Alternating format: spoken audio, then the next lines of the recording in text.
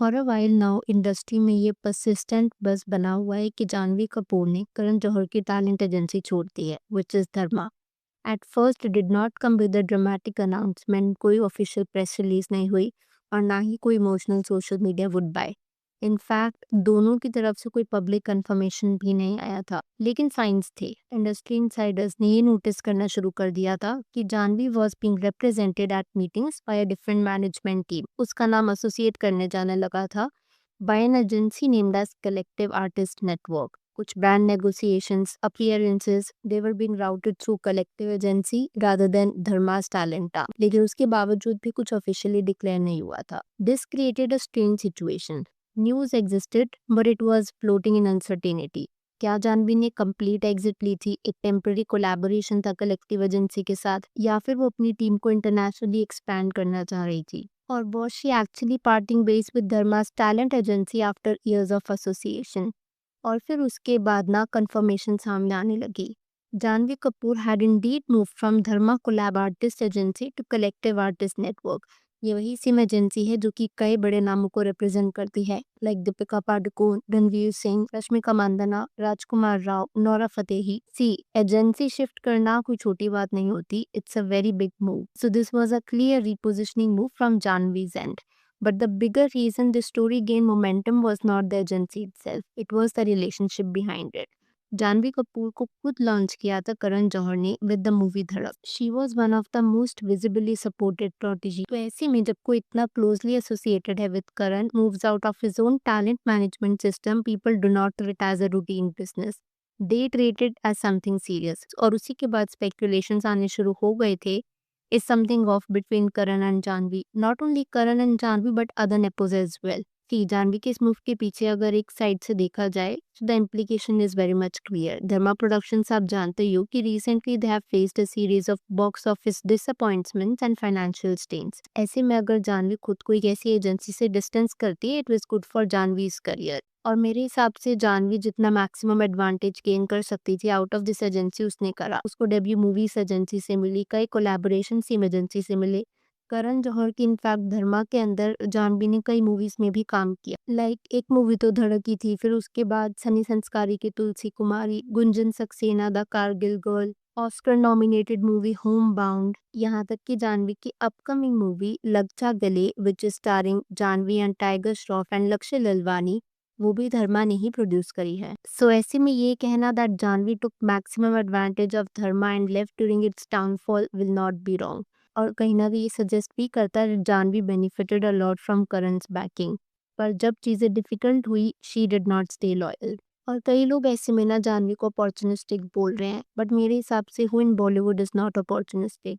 और एक्टर्स की अगर बात करी जाए ना, they change agencies all the time. Bollywood एक तरीके से कॉर्पोरेट कल्चर है।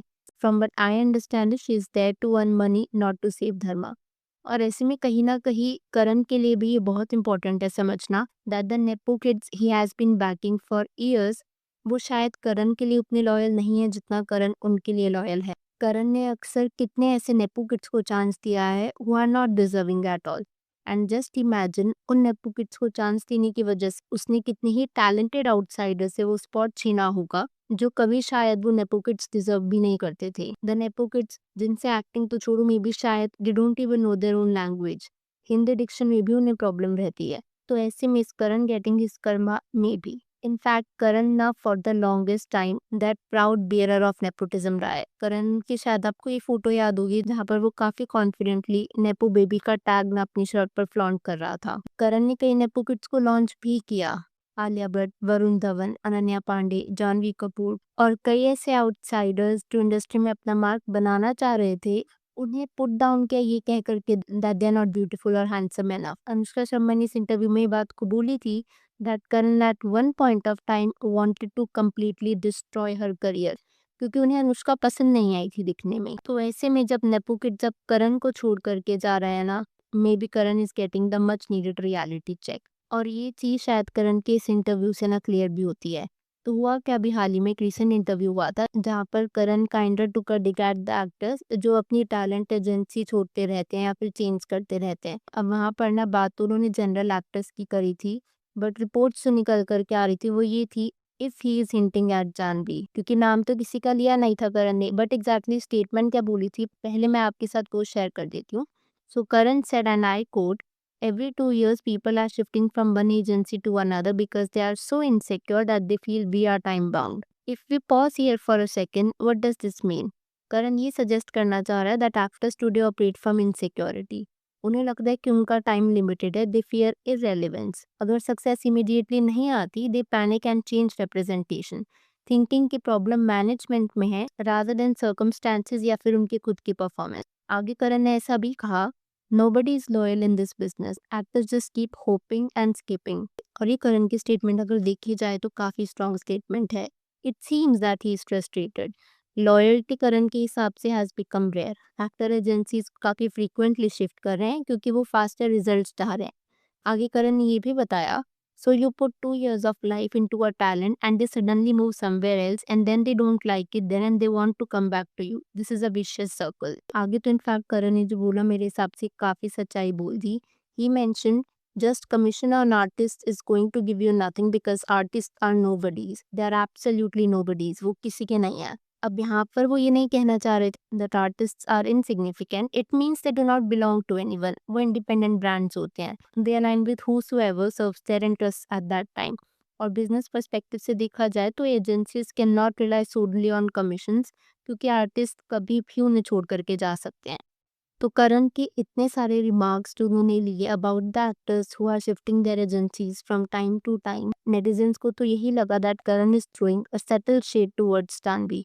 इनफैक्ट रिपोर्ट्स पे जो बन करके आए ना, उसमें भी यही लिखा हुआ था, इस करण शेडिंग एट जानवी. अब यहाँ पर the major question that comes in, did Janhvi Kapoor ditch Karan Johar? It certainly appears abrupt when viewed from a sentimental lens. Janhvi की majority of the filmography is connected to him. He launched her, he defended her publicly, he positioned her consistently despite criticism. और आज के time पर इन सच अ period जहाँ पर Dharma production are reportedly navigating financial and reputational challenges, she has chosen to move to another agency.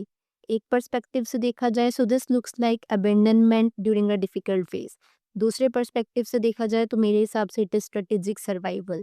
By the way ऐसा first time नहीं हुआ है कि किसी नेपो ने करण को डिच किया हो. अगर आपको याद हो तो इब्राहिम अली खान की जो मूवी थी Nadaaniyan which was made under Dharma productions, तो वो मूवी कुछ खास चली नहीं थी अनफॉर्चुनेटली. और उसके बाद इब्राहिम ने एक इंटरव्यू दिया था जहाँ पर उसने बहुत कैजुअली बोल दिया था कि मूवी ही बुरी थी. अब ऐसे में ये बोलना कुछ सोर्सेज के हिसाब से हर्ट करण, क्योंकि करण ये उम्मीद शायद नहीं रख रहा था that Ibrahim will speak up against him या फिर वो अपनी ही मूवी को बेकार कह देगा. So Janhvi was not the only case. वो नेपो किड्स जिनको Karan time and again defend करता रहा है अगेंस्ट आउटसाइडर्स, जिनके डिजर्विंग रोल शायद स्नैच करके करण ने नेपो किड्स को दिए, are kind of moving away from him. Well, अब जो हमने डिस्कस किया उस पर मैं नेटिजन के कुछ कमेंट्स भी शेयर करना चाहूंगी. So this comment says, but she has no talent और screen presence, she can keep skipping from one agency to another. There is something called self-awareness. Blaming Kejo for everything is probably the trend. Oh, poor girl still thinks problem is agency.